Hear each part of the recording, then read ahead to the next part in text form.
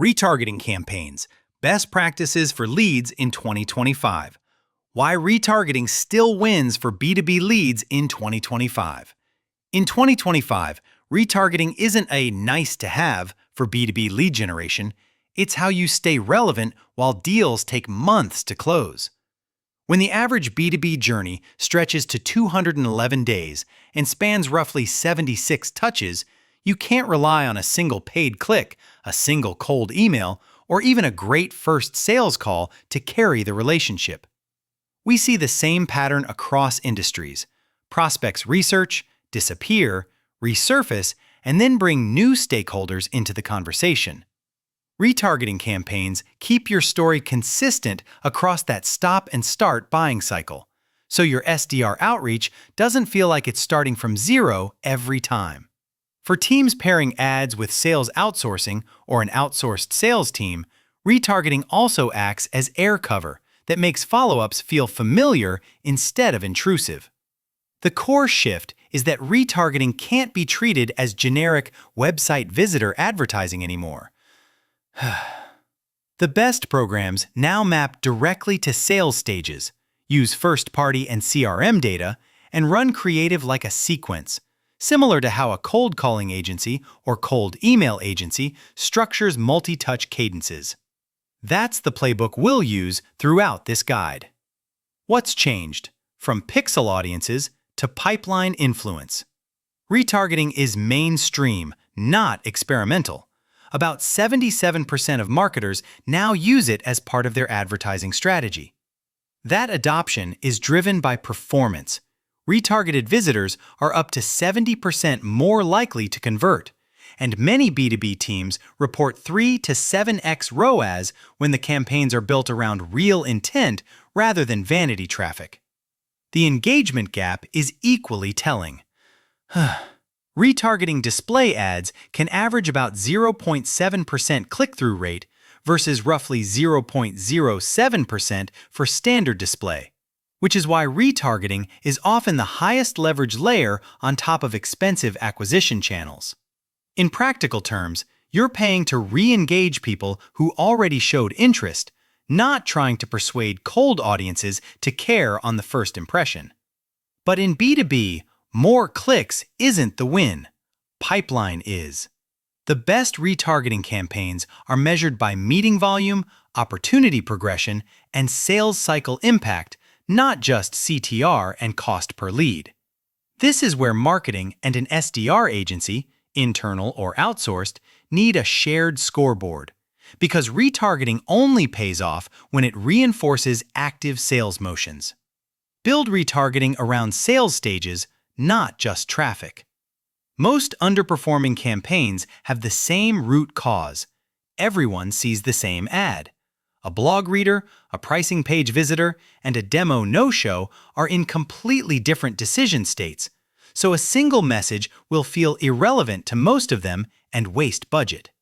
Instead, we recommend mirroring your actual funnel: early researchers, high-intent page visitors, content leads, MQLs, demo form starters, demo no-shows, open opportunities, and qualified closed-lost accounts.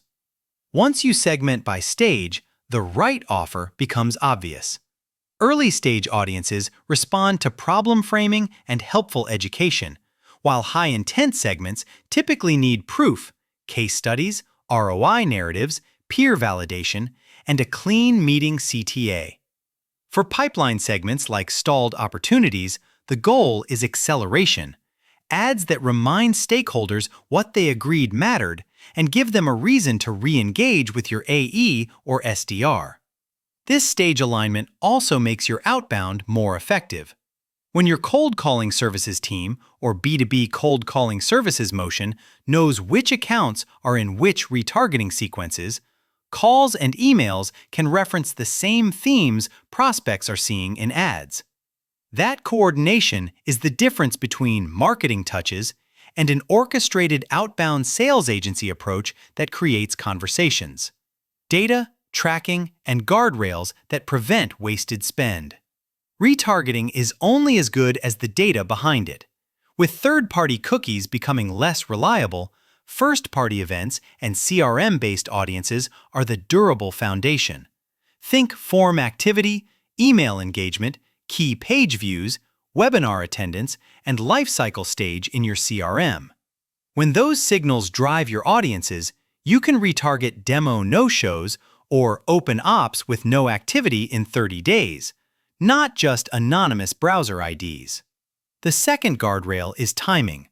Start with a look-back window of 7 to 30 days for most segments, then extend for longer cycle nurture audiences where it makes sense. For example, close-loss timing or category education. You want relevance, not creepiness, and you want your spend concentrated where the buyer still remembers the trigger event. The third guardrail is frequency control and creative freshness.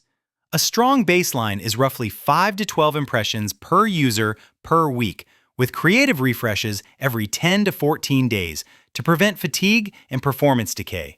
High-intent segments can tolerate more repetition than casual blog traffic, but set it and forget it is how retargeting turns from helpful to spammy. Retargeting works best when it behaves like sales outreach: sequenced messages, stage-specific relevance, and consistent follow-through. Channel strategy for 2025. Use LinkedIn as the backbone, then expand. For most B2B teams, LinkedIn is the most precise retargeting environment for persona and account targeting, and it has become a budget center of gravity, capturing roughly 39% of B2B ad spend in benchmark reporting. It's also where we typically see the clearest down-funnel lift, with LinkedIn retargeting improving conversion rates by around 30 to 40% versus non-retargeting LinkedIn campaigns when audiences and offers are stage-aligned. That said, LinkedIn is rarely your cheapest touch. The most efficient approach is to anchor on LinkedIn for precision and decision-maker reach, then surround it with lower-cost channels like Google Display and YouTube to add frequency without blowing up CAC. When you coordinate messaging across platforms, multi-channel retargeting can convert about 24% better than single-channel efforts, which matters in long journeys where you need volume of touches without repeating the exact same impression. A practical way to think about channel roles is to assign each platform a job: precision, scale, or reinforcement, so the system works as one program rather than disconnected campaigns. The table below is a simple framework our team uses when building retargeting around B2B sales stages and SDR execution. Creative that converts. Run ads like a cadence, not a one-off. Great retargeting creative is sequenced. Instead of running the same image and headline for months, build a simple 3-step progression. Message 1 frames the problem. Message 2 provides proof, customer story, benchmark, or outcome, and message 3 offers a low-friction next step like a short call or a tailored assessment. This mirrors how cold callers and a sales development agency approach nurturing: context first, proof second, ask last. The biggest creative mistake is pushing "book a demo" to everyone. That's how you burn early-stage audiences and lower your overall relevance score, especially when you're retargeting broad pools like blog readers. Instead, match the CTA to the stage: education for early traffic, evaluation assets for MQLs, and meeting-based CTAs for high-intent visitors and demo no-shows. Creative fatigue is predictable, so plan for it. When you keep the same ad live indefinitely, CTR and conversion rates tend to erode over time, and your team assumes retargeting stopped working when the real issue is repetition. A simple operational standard, refreshing every 10 to 14 days and rotating formats, keeps performance stable without requiring constant reinvention. Common retargeting mistakes and the fixes we use in real campaigns. Mistake 1 is treating retargeting as one big audience and one generic message. When you lump together pricing page visitors, webinar attendees, and demo no-shows, you end up with vague ads that don't speak to anyone's real intent. The fix is to segment by funnel stage and tailor the offer so each audience feels understood, which also gives SDRs clear talking points when they follow up.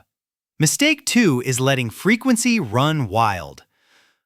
If prospects see the same ad 20+ times a week, performance drops and your brand starts feeling like spam instead of support. The fix is to set caps around 5 to 12 impressions per user per week. Tighten your look-back windows and stop ads immediately after key conversions like a meeting booked or a form submitted. Mistake 3 is optimizing for cheap leads and marketing-only metrics while sales teams are measured on pipeline. If you chase the lowest CPL, you often end up with gimmicky offers and low-intent contacts that never become opportunities. The fix is to align marketing and your B2B sales agency motion on down-funnel KPIs, meetings accepted, opportunities created, and win rate lift for retargeted cohorts. Then let CPL be a supporting indicator, not the decision maker. Optimization. Tie retargeting to SDR workflows and revenue metrics.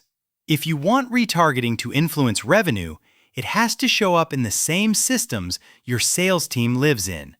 Push key engagement events into your CRM, ad clicks, video completion, return visits to pricing, and case study consumption, so reps can time outreach around real spikes in interest. When an outsourced sales team can call within hours of a high-intent action, retargeting stops being awareness and starts creating meetings. Measurement should also move beyond last-click attribution. The cleanest approach is cohort-based analysis. Compare progression rates and time to opportunity for accounts exposed to retargeting versus similar accounts that weren't.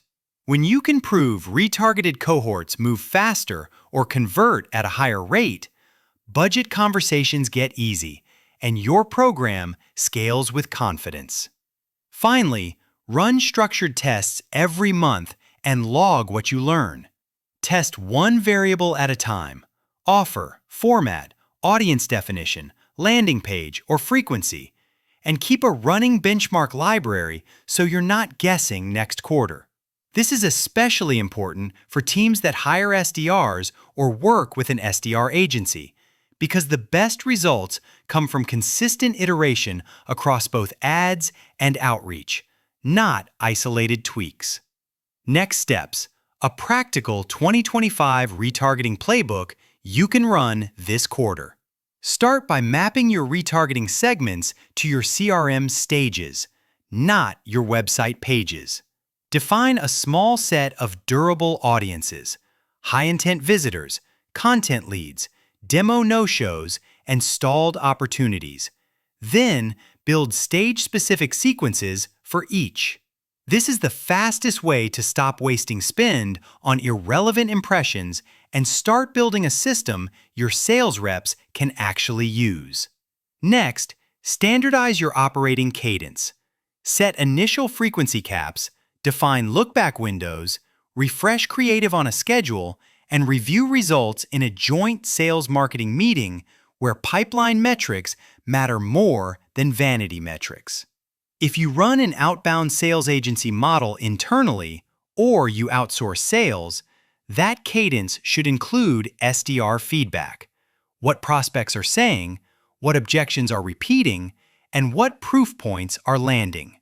Retargeting in 2025 is less about clever hacks and more about orchestration, first-party data, stage relevance, disciplined execution, and tight alignment with sales development. When you combine that with consistent outbound, whether through in-house reps or a cold calling team, your ads stop being background noise and start becoming part of a repeatable revenue engine. That's the standard we aim for in our campaigns at SalesHive, and it's the bar we recommend you set for yours.